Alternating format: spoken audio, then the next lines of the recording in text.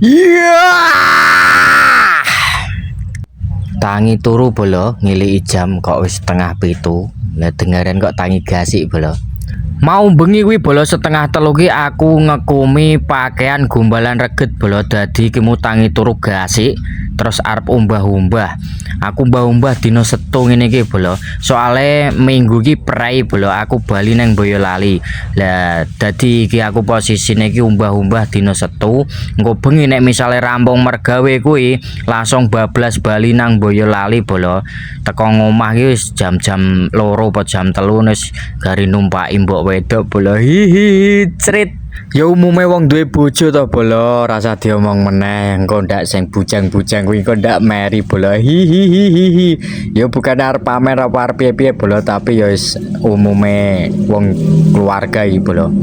Neng kene kuwi bolo, aku posisine kuwi merantau dadi umbah-umbah ya dhewe mangan ya dhewe, wis pokoke neng kene iki bujang bolo. Engko nek wis teko ngomah ya wis beda cerita ya bolo. Lah neng kene iki bolo aku wis tak proses jemuri kabeh.